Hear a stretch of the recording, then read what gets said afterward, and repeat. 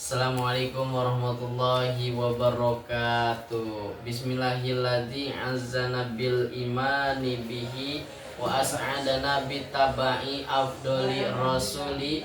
Ashhadu an la ilaha illallah wahdahu la syarikalah. Allahumma sholli wa sallim ala sayyidina wa habibina wa syafi'ina wa maulana Muhammadin wa ala alihi wa sahbihi ajma'in, amma ba'du. Qala rabbi shrahli sadri wa yassirli amri wahlul 'uqdatam min lisani yafqahu qawli. Shadaqallahul aliyyul azim. Yang saya hormati kepada Pak Adi Kusuma selaku mata kuliah Public Speaking, yang saya hormati yang sudah menonton channel YouTube saya. Semoga tidak bosan-bosan nih yang sudah menonton channel YouTube saya atau yang selalu nonton gitu. Semoga nggak bosan guys gitu, karena emang tugas saya tuh membuat sebuah link jurnal kayak gini guys. Semoga tidak bosan. Wabil khusus saya doakan kepada Pak Adi Kusuma selaku mata kuliah Public Speaking. Semoga Allah selalu memberkahi dalam hidupnya. Allah selalu mempermudahkan urusannya. Dan ilmu yang beliau sebarkan ke mahasiswa, semoga ilmunya menjadi ilmu yang barokah. Dan saya doakan kepada yang sudah menonton channel YouTube saya atau yang selalu nonton channel YouTube saya, semoga Allah senantiasa memberkahi dalam hidupnya dan selalu dipermudahkan dalam urusannya. Amin ya rabbal alamin.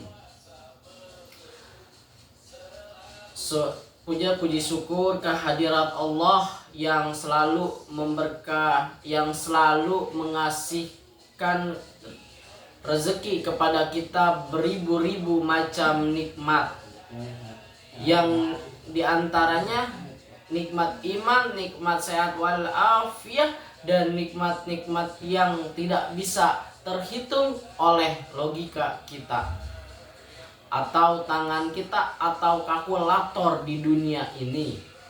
Selawat serta salam mari kita curahkan kepada sang penobrak pintu kezaliman, revolusi umat Islam, Nabi yang tak pernah digaji. Siapakah beliau? Beliau adalah Nabi kita, Nabi Muhammad SAW, yang telah membawa umatnya dari zaman kegelapan sehingga zaman terang benerang. Di video klip ini saya di landing jurnal yang ke-12 gak jauh berbeda dengan landing jurnal yang sebelumnya. Namun di sini perbedaannya yaitu tentang yang maju latihan public speaking itu cuman satu orang guys, yaitu mengenai tentang berkurban. Nah, apalagi kan dikit lagi pengen berkurban nih guys, kayak gitu. Ini seru banget gitu, karena di momentum berkurban inilah kita mendapatkan suatu keberkahan dan kita bisa membuat sebuah tali silaturahmi gitu kepada tetangga seumat Islam dan non muslim. Kita bisa menyambungkan tali silaturahmi gitu, kita saling berbagi. Oke, kita lanjut aja ke pembahasan gitu guys. Nah, tentang berkurban inilah kita sudah disuruh oleh Allah Subhanahu wa taala dalam Quran surat Al-Hajj ayat 34 kalau nggak salah, yang artinya serulah manusia untuk berkurban, dan kami yang artinya tuh serulah manusia untuk berkurban gitu. Dan sebelum berkurban itu harus menyebut nama Allah gitu. Itu surat Al-Hajj guys. Jadi kita itu disuruh untuk berkurban kayak gitu guys. Jadi kita disuruh untuk berkurban karena dalam berkurban inilah kita hubungan sosial dengan orang lain itu semakin kuat kayak gitu, tali silaturahminya gitu guys. Jadi kita saling berbagi dalam hubungan sosial gitu dari muslim dan non muslim kayak gitu guys. Karena Rasulullah itu bersabda dalam hadisnya, bebaskanlah tahanan, berilah orang makan yang lapar, dan jenguklah orang yang sakit. Hadis riwayat Bukhari Muslim. Karena Rasulullah sudah mengajarkan kita harus saling berbagi kepada umat muslim dan non muslim gitu.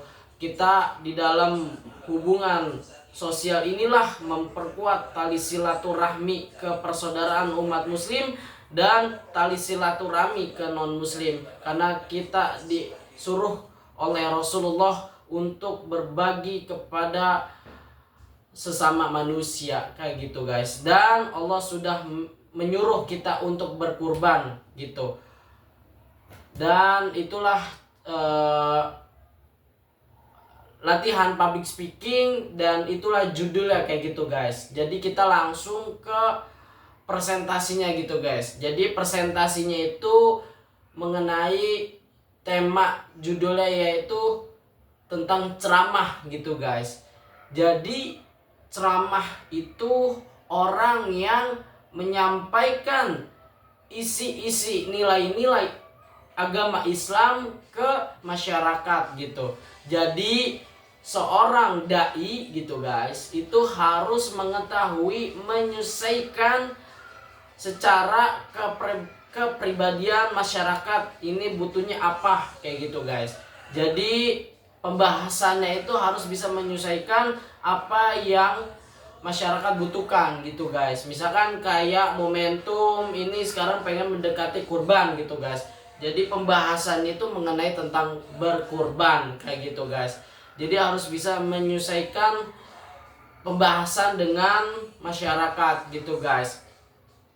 Jadi seorang dai itu seperti kayak proklamator gitu dalam berdaulat untuk masyarakat gitu guys. Jadi dia itu menjadi tokoh masyarakat gitu. Dia harus kredibilitas dan dia harus bisa yang namanya menemukan sebuah solusi dari permasalahan sosial gitu guys.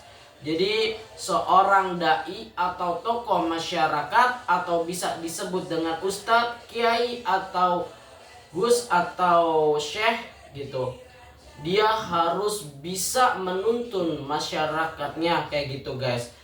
Jadi dia itu harus bisa yang namanya menjadi sebuah tokoh yang dipercaya oleh umat muslim gitu guys. Karena banyak banget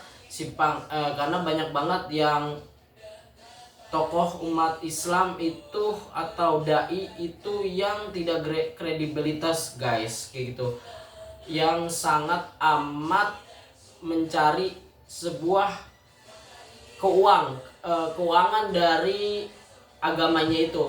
Maksudnya dia menjadikan ladang bisnis gitu, dia memperjualbelikan gitu. Ini nauzubillah gitu guys. Pokoknya jangan sampailah gitu ya. Apalagi kalau kita mau menjadi seorang dai gitu, kita harus menghindari dengan kepentingan urusan duniawi. Dalam arti ini konteks untuk personal ya, seperti kayak ke hal negatif guys. Tapi kalau urusan duniawinya itu ke hal positif, seperti kayak misalkan urusan duniawinya itu kita mencari rezeki untuk misalkan keluarga kita gitu, untuk misalkan yang bermanfaat gitu guys, itu konteksnya nggak apa-apa. Tapi kalau misalkan negatif itu baru yang tidak diperbolehkan gitu guys.